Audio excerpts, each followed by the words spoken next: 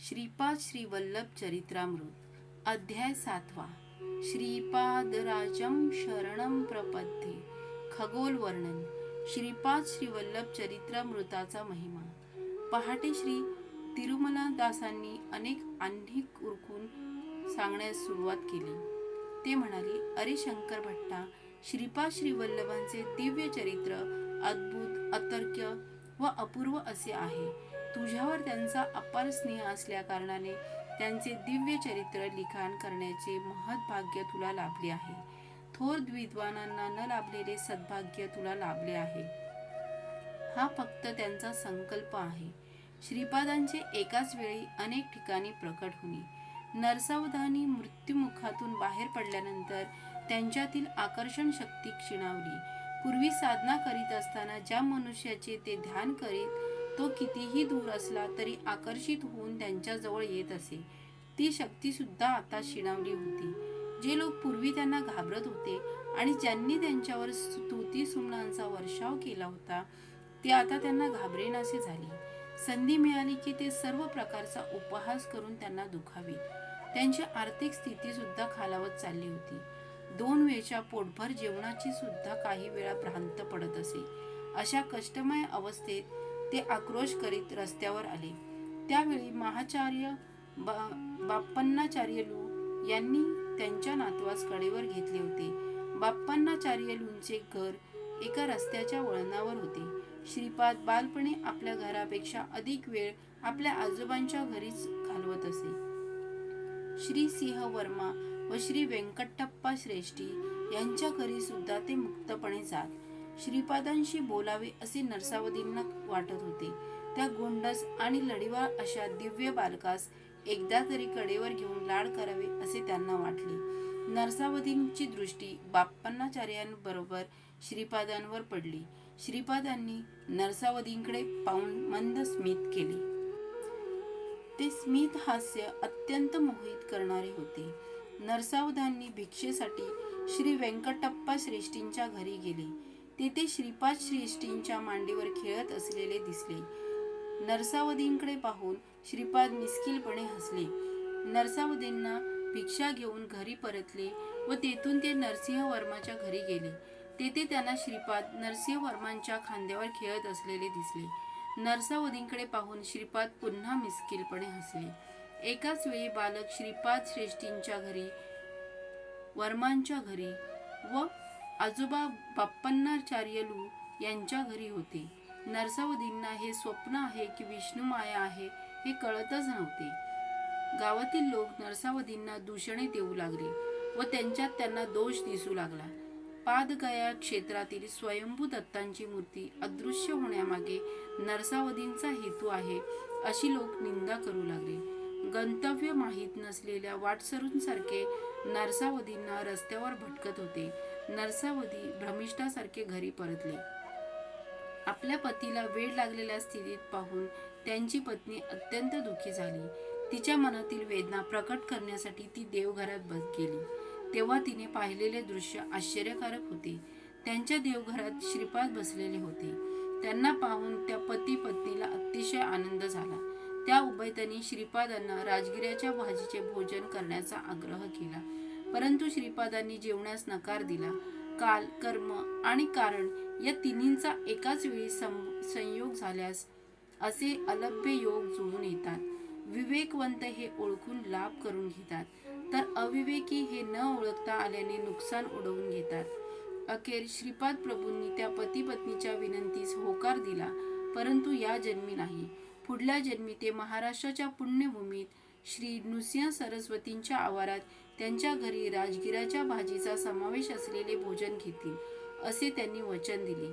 काही शतकानंतर त्यांच्या जन्मस्थळापासून जवळ श्री गणेश चतुर्थीला झालेल्या त्यांच्या गणेश अवताराच्या शक्तियोगे गजानन नामक दुसरी एक थोर व्यक्ती जन्म घेईल. एखाद्या वेळी सूर्यचंद्राच्या गती बदलणे साध्य होईल, परंतु प्रभूंचे वचन बदलणे कोणालाही शक्य नाही.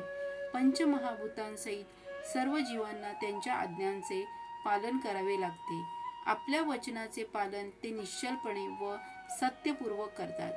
जग जरी हिंदोळले, युग जरी पालटले, तरी श्रीपादांच्या लीला निसत्य व नित्य नूतन आहेत.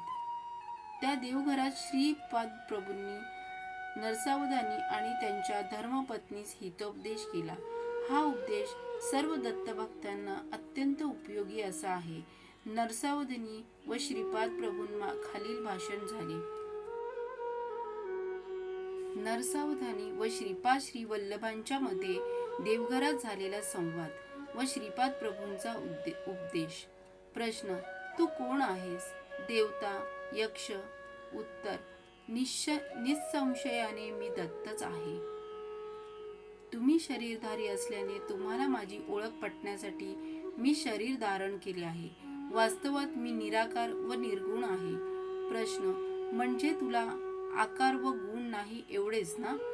निराकार असणे सुद्धा एक आकारच आहे. तसेच निर्गुण असणे हा देखील एक गुणच आहे. साकार व निराकार, सगुण व निर्गुण यांचा आधार तो मीच आहे आणि त्याच्या पलीकडे आहे. प्रश्न: सर्वस्व तूच असताना प्राणी मात्रांना सुख दुःख का संभवतात? उत्तर: तुझ्यामध्ये मी व तू आहोत. तुझ्यात असलेला तू जीव आहेस व तुझ्यात असलेला मी परमात्मा आहे.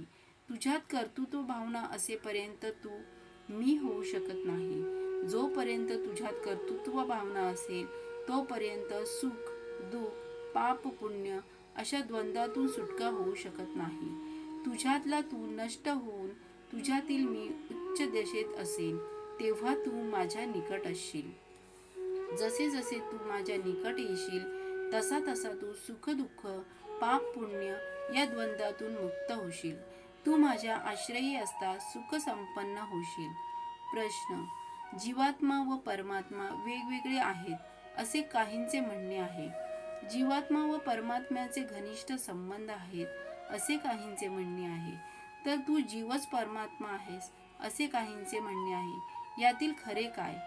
तू वेगळा व मी वेगळा अशी भिन्नत्वाची भावना असली तरी हरकत नाही. तुझ्यातला अहंकार नाश पावल्यावर आपण दोघे द्वैतात स्थित असता आनंदाची प्राप्ती होईल. माझ्या आग्रहामुळे सगळे चालत असून तू केवळ निमित्त मात्र आहेस. या तत्वाचे अनुसरण केल्याने सुद्धा आनंदी स्थिती पावशील. मोहाचा क्षय म्हणजे मुक्ती. त्यामुळे द्वैत स्थितीमध्ये असताना सुद्धा तू मोक्ष सिद्धी पावशील. तुझ्यात आणि माझ्यात अत्यंत सामिप्य असताना मी तुझ्याद्वारे स्वतःस व्यक्त करतो.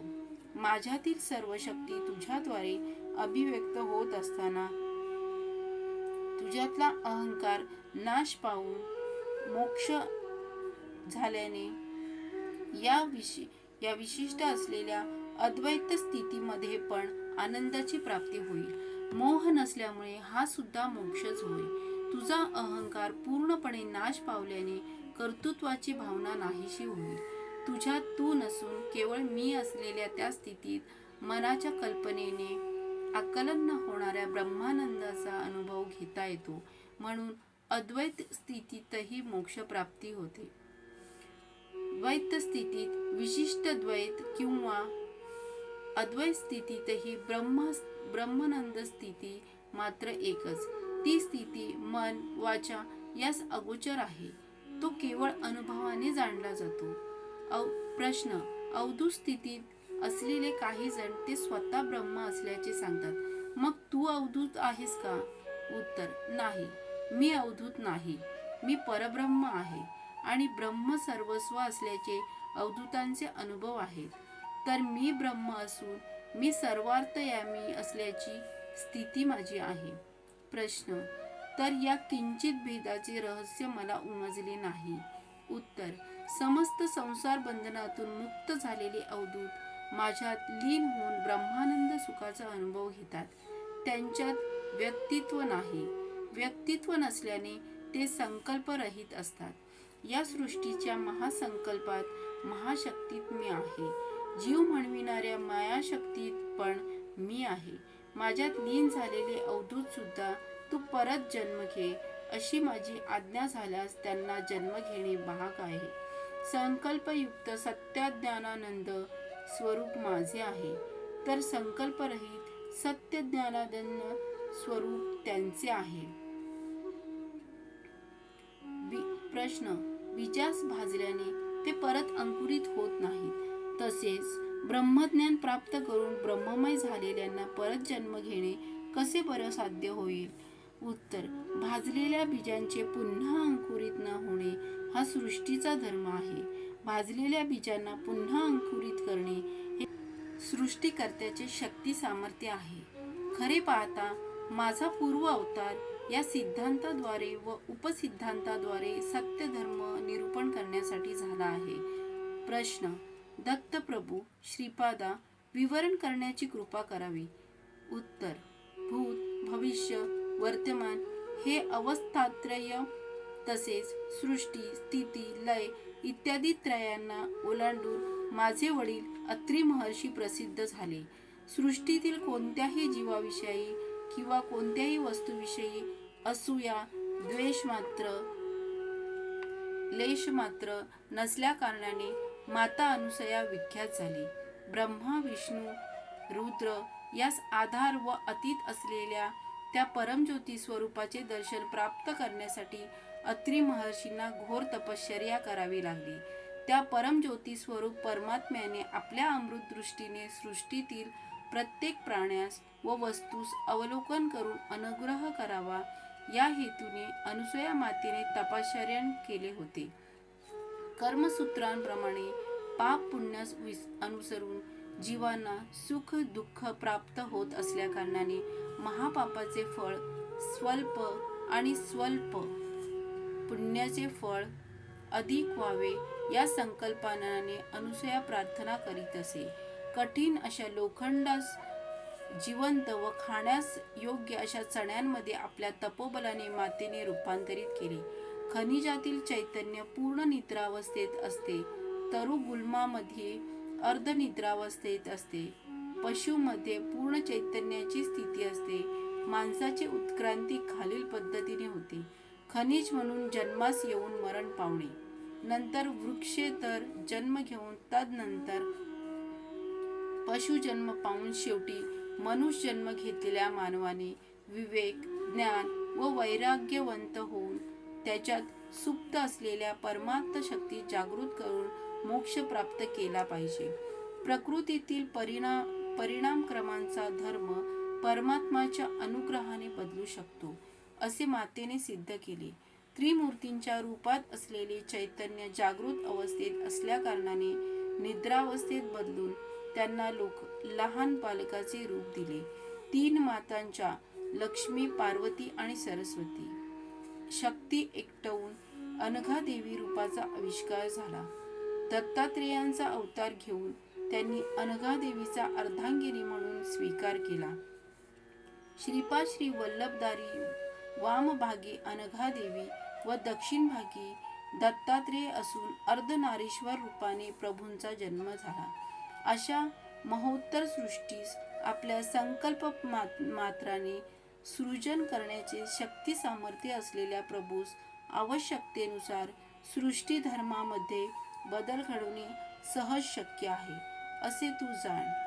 प्रश्न: श्रीपादा, सृष्टी धर्मामध्ये बदल घडविण्याचे सामर्थ्य असलेला तू माझ्या दारिद्र्याचे हरण करू शकत नाही का? उत्तर: अवश्य तुझे दारिद्र्य हरण करीन, परंतु तुझ्या पुढच्या जन्मी. थोडेफार दारिद्र्य भोगल्यावर राजगिर्याचा विषय अगदी क्षुल्लक होता, तरी तुला राजगिर्यावर इतका मोह होता. माझे आई वडील आणि आजोबा यांनी कोणाकडे कशाचीही याचना केली नव्हती. माझ्यासारख्या बालकाचा आहार तो किती. राजगिर्याची इच्छा झाल्यावर तू दिले असते तर आजची स्थिती उद्भवली नसती. पण आता ती वेळ गेली. तुझ्या मनातील मालिन्य दूर करण्यासाठी तुझे हे जीवन पुरणार नाही. प्रत्येक मनुष्य आपले पुण्यफल आयुष्य, ऐश्वर्य, कीर्ती, धन, सौंदर्य इत्यादी रूपाने पावतो. पापाचे फल म्हणून दारिद्र्य, अल्पायुष्य, कुरूपता, कुख्याती इत्यादी पावतो. तुझ्या पुण्याचा अधिक भाग काढून तुला आयुष्य दिले, जेणेकरून तुझे पुण्य खर्च झाले. आता तुझे पाप जास्त असल्या कारणाने दारिद्र्य भोगले पाहिजे. तरी स्वयंभू दत्ताची आराधना केल्या कारणाने दारिद्र्य असले तरी 2 वेळचे अन्न तुला भोग लाभेल असा तुला आशीर्वाद देत आहे. तू दरिद्री असलास तरी तुला त्रास होणार नाही. प्रश्न: हे श्रीपादा, वर्णाश्रम धर्माप्रमाणे वर्तन करावे असा शास्त्रांचा निर्धार आहे. तुमच्या आजोबांनी वैश्यांना पण वेदोक्त पद्धतीने उपनयन करता येईल असा जो निर्णय दिला तो चुकीचा नाही का? उत्तर: सत्य ऋषीश्वरांच्या निर्णयात खोट शोधण्याचा प्रयत्न केल्यामुळे तुझी जिव्हा छाटून टाकली पाहिजे. आमचे आजोबा म्हणजे तुला कोण वाटते? ते साक्षात भास्कराचार्य होते. विष्णुदत्त व सुशीला स्वार्थ म्हणजे काय ठाऊक नसलेली परमपवित्र अशी दंपती, त्यांना माझे माता पिता म्हणून जन्मास घालावे असा आदेश मी काल आणि कर्मदेवतांना दिला. नरसिंहवर्म्यांचे पूर्वज श्री लक्ष्मी नृसिंह स्वामींचे अनन्य भक्त, सिंहाचली होत असलेल्या यज्ञयागात मोठ्या प्रमाणावर अन्नदान केलेले पवित्र घराणे. मी पिटिकापुरी जन्म घेण्यापूर्वी एका क्रमपद्धतीने ही घटना घडवून आणली. त्यात 3 घराण्यांशी असलेले ऋणानुबंध एका जन्मात फेडले जाऊ शकत नाहीत किंवा एका अवतार काळात समाप्त करण्यासारखे नाही. माझा वरदहस्त त्यांच्यावर वंशोवंशी असेल. माझ्या दिव्य छत्रछायेत ते निश्चिंत राहतील. भक्ता श्रीपादांचे अभय. आता माझ्याविषयी बोलायचे असेल तर काहीही किंमत नसलेला राजगुरा तू मला देऊ शकला नाहीस. मी भोजन केल्यास लाख ब्राह्मण भोजनाचे पुण्य तुला लाभले असते. खूप भाग्य गमावलेस. धर्म कुठले अधर्म कुठले याविषयी वाद असेल तर शास्त्रांचा आश्रय घेतला पाहिजे. शास्त्राप्रमाणे आचरण करावे किंवा करू नये याविषयी मीमांसा होत असेल तेव्हा निर्मल अंतःकरण असलेल्या सत्पुरुषांचे म्हणणे शास्त्र ठरते. ते म्हणतील ते वेदवाक्यासमान असून धर्मसंमत असते. त्यांनी अधर्माने निर्णय घ्यायचा प्रयत्न केला तरी धर्मदेवता त्यांना अधर्मार्गाने परावृत्त करून धर्मसंपत असलेले निर्णय देण्यास बाध्य करते. हिंसा करणे पाप आहे असे तुमचे शास्त्र सांगते. पण श्रीकृष्ण परमात्म्याच्या समक्ष झालेले युद्ध धर्मयुद्ध झाले. कौरव पांडवांचे युद्ध धर्मयुद्ध व युद्ध झालेले स्थळ धर्मक्षेत्र म्हणून प्रख्यात झाले. यज्ञ करणे पुण्यफलप्रद आहे, परंतु परमात्म्याचे स्वरूप असलेल्या शिवास आवाहन न करता केलेल्या दक्षांच्या यज्ञाचे शेवटी युद्धात रूपांतर झाले. दक्षाचे शिर धडावेगळे झाले. नंतर त्याला अजाचे शरीर लावण्यात आले. योग्यास पित्त प्रकोप झाल्यास वैद्य लिंबू आवळा इत्यादींनी उपचार करतो. शरीराचा एखादा भाग नासल्यास तो भाग शास्त्राने छेदून रोगाने निदान करतो. मी पण तसाच आहे. माझ्यात देवतांचे अंश आहेत, तसेच राक्षसांचे अंश पण आहेत. मी उन्मत्तासारखा, पिशाच्यासारखा, राक्षसासारखा पण व्यवहार करतो. असे असून सुद्धा माझ्या अंतर्यामी जीवांविषयी अत्यंत प्रेम असल्यामुळे तुमचे स्वभाव, तुमचे शुभाशुभ कर्म यास अनुसरून मी वर्तन करीत असतो. अनन्य शरणागत झालेल्या माझ्या भक्तांचे हात मी सोडित नाही. दूरदेशी असलेल्या माझ्या भक्तास माझ्या क्षेत्री खेचून आणतो. ऋषींचे कुळ व नदीचे मूळ विचारू नये. आदी पराशक्ती कन्यका परमेश्वरीचे वैश्य कुळात अवतरण झाले नाही का? सिद्ध असलेल्या मुनीत वैश्य मुनी नाहीत का? ब्राह्मण क्षत्रिय वैश्यच नव्हे तर शूद्र जरी निष्ठेने नियम पालन करणारा असेल तर वेदोक्त उपनयनाचा त्याला अधिकार आहे. उपनयन संस्काराने तिसरा नेत्र उघडला पाहिजे. अंतःकरण शुद्ध होऊन ब्रह्मज्ञानात मग्न झाले पाहिजे. तुझे मन शाकज्ञानाविषयी पूर्णपणे मग्न झाले आहे. ब्रह्म हे काय बाजारात विकत मिळणारी वस्तू आहे? या जन्मी ब्राह्मण जन्मास आलेल्या पुढच्या जन्मी चांडाळ जन्म पाहू शकतो. तसेच ह्या जन्मी चांडाळ म्हणून जन्मास आलेला पुढच्या जन्मी ब्राह्मण म्हणून जन्मास येऊ शकतो. ब्रह्मपदार्थ धर्म, जात, देश, काल यांच्या अतीत असलेले रहस्य आहे असे तू जाण. देवाला अंतस्थ भावना भावतात, बाह्य रूप नाही. तुझ्या भावास अनुसरून दैव कार्य करीत असते. ब्रह्मज्ञानाचा उपदेश करीत असता मी ब्राह्मण असतो. भक्तांचे योगक्षेम व अनुग्रह करण्यासाठी दरबारात असतो तेव्हा क्षत्रिय असतो. प्रत्येक जीव आपापल्या पाप पुण्य कर्माप्रमाणे फळ पावतो. प्रत्येक जीवाचा लेखाजोखा माझ्याजवळ आहे. तोलून मापून पाप पुण्याच्या फळाचे वाटप करताना मी वैश्य आहे. भक्तांचे कष्ट आपल्या शरीरावर घेऊन त्यांना सुख शांती प्रदान करण्याचा सेवाधर्म मी धारण केला असता शूद्र असतो. जेव्हा मी जीवांची पापे धुवून टाकतो तेव्हा मी रजक असतो. जीव मृत्यू पावल्यावर चित्ताग्नी देऊन त्याच्या शरीरास भस्मीभूत करून उत्तम गती प्राप्त करून देत असतो तेव्हा मी डोंब असतो. आता तू मला सांग, मी कोणत्या जातकुळीचा आहे? प्रश्न. श्रीपादा, क्षमा करा, मी अज्ञानी आहे. आपण साक्षात दत्तप्रभू आहात. समस्त जीवांचा आश्रय तूच आहेस. या सृष्टीची रचना कशी झाली याचे विवरण करून मला कृतार्थ करावे. लोकालोक वर्णन. उत्तर. आजोबा, स्वर्गात 88,000 गृहस्थ मुनींचा वास असतो. आत्म्यांची देहांतर प्राप्ती करणे हा त्यांचा स्वभाव असतो. धर्म प्रचारासाठी बीज रूपाने ते विद्यमान असतात. परमात्म्याच्या अनिर्वचनीय अशा शक्तीच्या एका स्वल्प अशा अंशाने जगसृष्टी करण्यासाठी ब्रह्मदेवाची उत्पत्ती झाली. परमात्म्यापासून क्रमाने सर्वव्यापी असे जल निर्माण झाले. परमात्म्याच्या तेजाने त्या जलात कोट्यावधी सुवर्णकांतीयुक्त अंडी उत्पन्न झाली. त्या अंड्यात एक अंडे आपण निवास करीत असलेले आहे. यातील आतला भाग अंधारमय असून तेथे परमात्म्याचे तेज मूर्तिमय असल्याने अनिरुद्ध हे नाव विख्यात झाले. त्या अंड्यातील अंधकार परमात्म्याने आपल्या भव्य तेजाने नाहीसा केला. हिरण्यगर्भ, सूर्य, सविता, परंज्योती अशा अनेक संज्ञांनी वेदांतात असे वर्णन आले आहे. त्रेतायुगात पीठिकापुरात भारद्वाज महर्षींनी अनेक कोटी ब्रह्मांडात असलेल्या दत्तात्रेयांच्या तेजास उद्देशून सवितृकाटकचयनाचे आयोजन केले होते. सत्यलोकात निरामय स्थान नावाचे एक महत्त्वाचे स्थान आहे. त्रिखंड सोपान वसु रुद्रादित्य नावाने पितृगणांचा येथे वास आहे. निरामय स्थानांचे संरक्षण म्हणून ते कार्यरत असतात. कारण ब्रह्मलोक म्हणवणाऱ्या स्थानात चतुर्मुख ब्राह्मणाचे निवासस्थान आहे. त्यास विद्यास्थान किंवा मूल प्रकृती स्थान असे जाणले जाते. त्याच्यावर महाकैलास, त्यावर कारण वैकुंठ आहे. जनलोकात अंबावतीपूर येथे सनकसानंदीदादी ऋषींचा निवास आहे. महारलोकात ज्योतिषपुरामध्ये सिद्धादी गणांचा वास आहे. सुवरलोक म्हणून ओळखल्या जाणाऱ्या स्वर्गलोकात अमरावतीपुरामध्ये देवेंद्रादी देवगणांचे वास्तव्य आहे.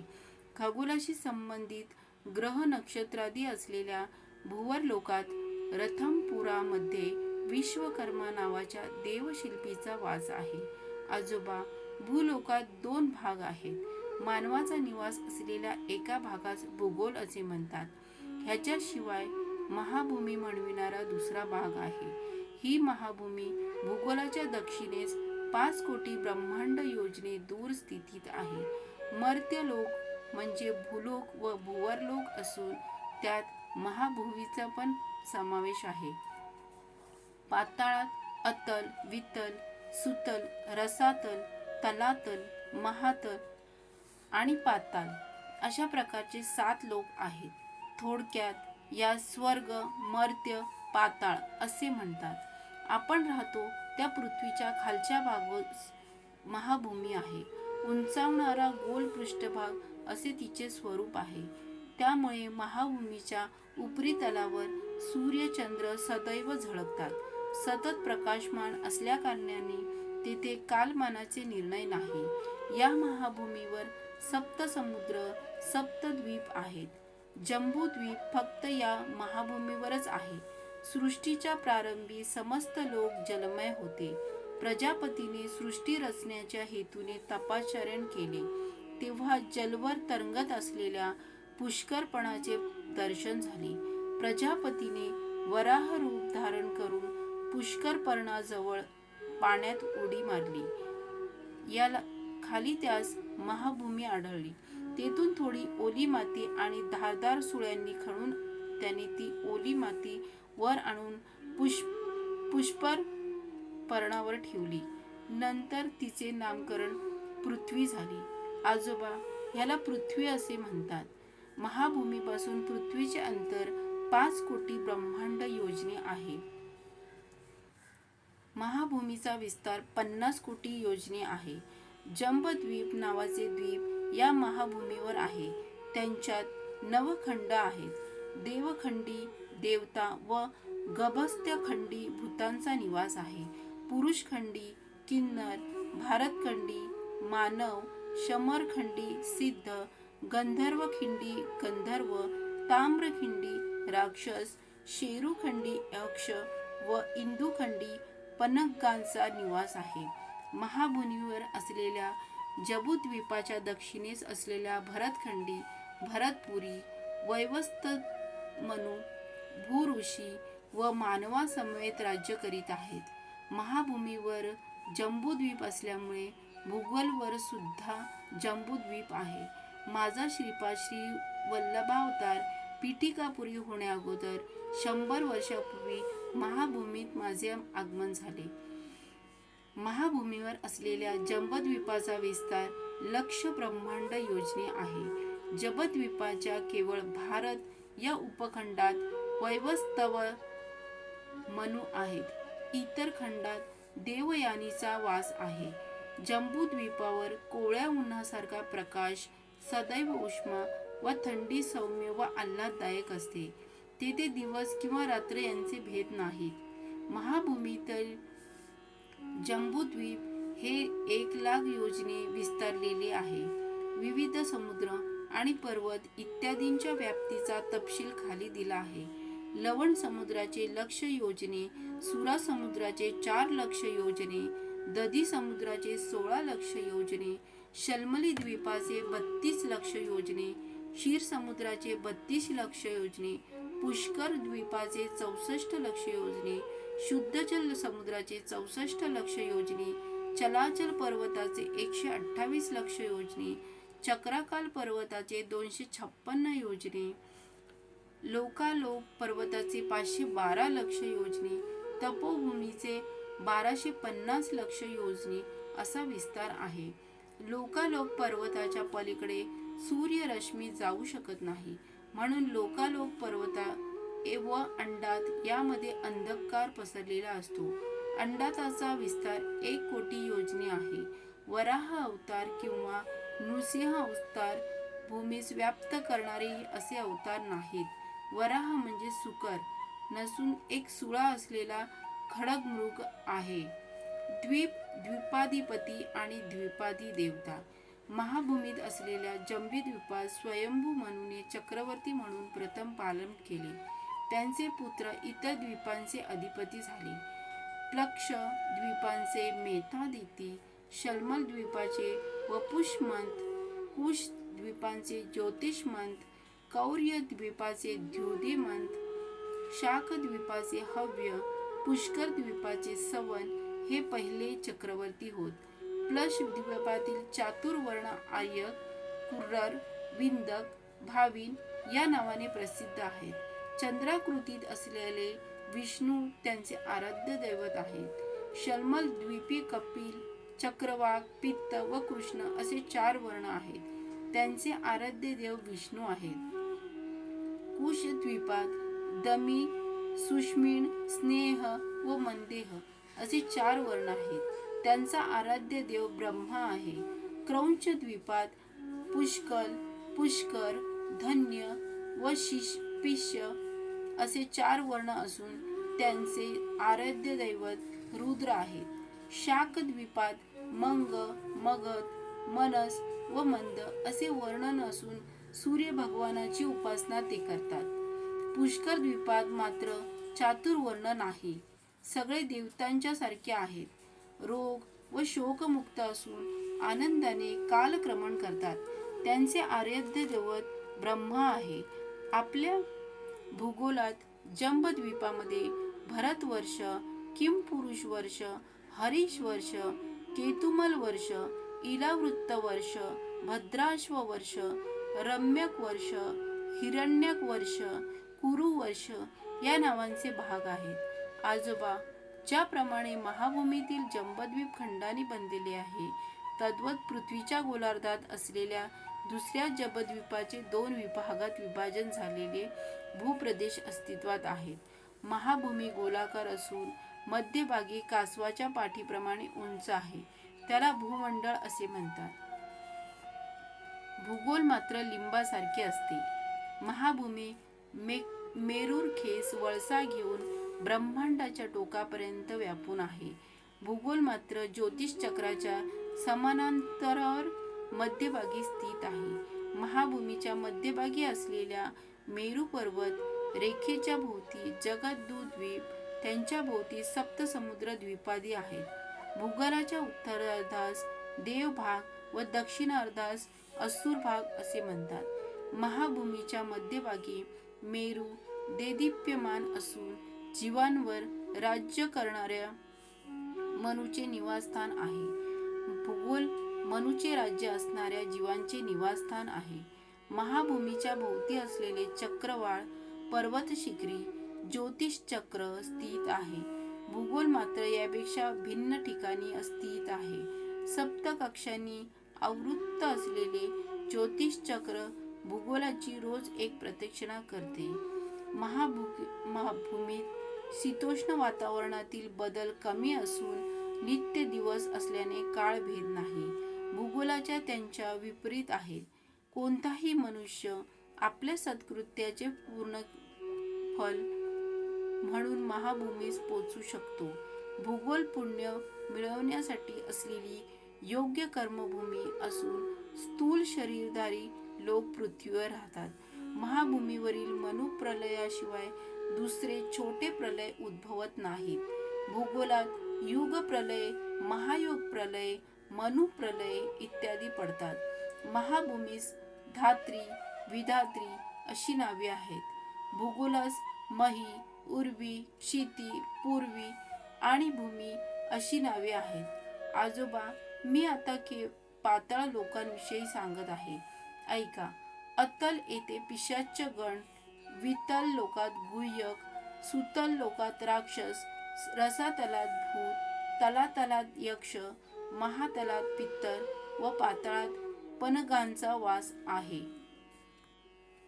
लोकातील निवासी लोकाधिपती व खंडांचे विवरण. वितल लोकांचा व नवनिधीचा अधिपती कुबेर आहे. हा ब्रह्मांडाचा कोशाधिपती असून उत्तर दिशेचा शासनकर्ता म्हणून वितलातील अलकापुरी त्याची राजधानी आहे. वितल लोकामध्ये मेरूच्या पश्चिमेस योगिनीपुरात मय राहतो. हा राक्षसाचा शिल्पी असून त्यातील त्रिपुरास आकाशात उंच विहार करण्यास योग्य असे त्रिपूर निर्माण करून दिले आहे. सुतलातील वैवस्यपुरात यमाचे अधिपत्य आहे. हा दक्षिण दिशेचा अधिपती आहे. या नगराच्या प्रवेशापाशी अग्निहोत्रादी आहे. या नदीस वैतरणी असे म्हणतात. पुण्यवंतास ही नदी सुलभ रीतीने ओलांडता येते, तर पापात्म्यास ही अति कष्टदायक ठरते. रसातलावर पुण्यनगर येथे निवृत्ती नावाचा दैत्य राज्य करतो. हा नैऋत्य दिशेचा अधिपती आहे. तलातल लोकात धनिष्ठपुरात पिशाच्य गणांबरोबर वेताळाचे राज्य आहे. महातलात कैलासपुरीत सर्व भूत गणांसहित कात्यायनीपती ईशान्य राहतो. तो ईशान्य दिशेचा अधिपती आहे. पाताळात वैकुंठ नगरात श्रीमन्नारायण राहतात. तो सर्व वैभवांसहित तेथे आहे. पाताळातील भूते वासुकी इत्यादी सर्पश्रेष्ठांबरोबर शेषनागाच्या आसनावर विराजमान आहेत. ह्यास श्वेतद्वीपात असलेले कार्य वैकुंठ असे म्हणतात. शेवटच्या पाताळ लोकात सोपान आहे. प्रथम त्रिखंड खंडात अनंत जीवांचा निवास आहे. द्वितीय खंडात प्रेतगणांचा वास आहे. तृतीय खंडात यातना समय शरीर प्राप्त झालेले जीव दुःखात बुडालेले असतात. महाभूमीमध्ये सप्तसमुद्र सप्तद्वीप आहेत. यांच्या मध्यभागी जपून द्वीप आहे. जम्बूद्वीपाचे 9 खंडांमध्ये विभाजन झाले असून दक्षिणेस असलेल्या खंडास भरतखंड असे म्हणतात. भरतखंडात भरतपूर येथे स्वयंभू मनू राहतात. अनेक पुण्यजीव, ऋषी इत्यादी स्वयंभू मनूच्या शासनाखाली येतात. ते लोकांचे व्यवस्थापन करतात आणि सदाचरण व दुराचरणाची तत्वे प्रस्थापित करतात. महाभूमीवरील सप्तपदीभोवती चराचर, चक्रवाळ, लोकालोक असे पर्वत स्वर्गलोकांपर्यंत व्यापून आहेत. हे कोणत्याही किरणास आपल्यामधून कधीच प्रसारित होऊ देत नाही. जेवणानंतर म्हणावयाचा श्लोक. महाभूमीच्या खाली 7 अधोलोक आहेत. ह्या सप्तपाताळ असे म्हणतात. अतल लोकात पिशाचांचा निवास आहे. वितल लोकात अलकापुरीत कुबेर असतो व योगिनीपुरात राक्षसासमवेत मय असतो. सुतल लोकात राजा बळी आपल्या परिवारासह राहतो. वैवस्वतपुरात यमाचे निवासस्थान असून येथील विविध नरकात पापी जीव यातना भोगतात. रसातल लोकात पुण्यपूर येथे निवृत्ती भूतगणांसहित निवास करतो. तलातल लोकात धनिष्ठपुरात वेताळ राहतो व कैलासपुरी रुद्र राहतो. महातलात पितृदेवांचा वास आहे. पाताळ श्वेतपदी वैकुंठ आहे. यात नारायणाचा निवास आहे. मेरूस लागून अधोभागी अनंगजीव, प्रेतगण व यातना देह असतात. निरालंब सूर्चीच्या अग्रस्थानी महापातकी राहतात. रौख्य, अपुण्य निलये, पत्यबुर्धे, निवाससीना, अर्थिनाम, उदक्कम, दत्तम अक्षयम उपष्टती असा श्लोक म्हणून उत्तर पोषात यांना लोकांना जल प्रदान केले जाते. लोकांचे नाव, त्यांच्या विस्ताराचे विवरण. भूलोकात असलेले भूगोल व महाभूमी भिन्न आहेत हे स्पष्टपणे समजून घ्या. भूलोक मध्यबिंदूच्या वर ऊर्ध्व ध्रुव स्थानापर्यंतच्या प्रदेशात मेरू रेखेस प्रकाशमान करणारे सूर्यलोक होय. या लोकात सूर्यदेव निवास करतात.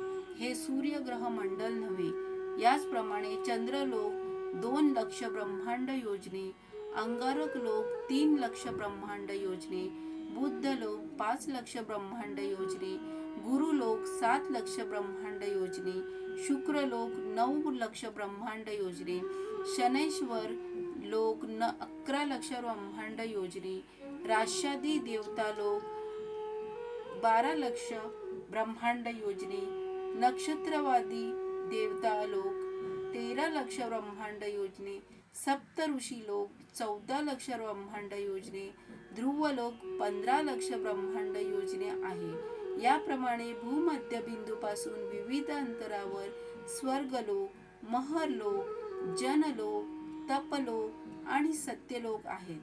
भूमध्य बिंदूपासून ब्रह्मांडास भोवती भिंतीसारखे अंडातापर्यंत 24 कोटी 50 लक्ष ब्रह्मांड योजनेचे उत्तर आहे. भूलोक, भूर्वलोक व अर्धा महाप्रलय काळी नाश पावतात. स्वर्गलोकावरील महरलोक अर्धा नाश पावून शिल्लक राहतो.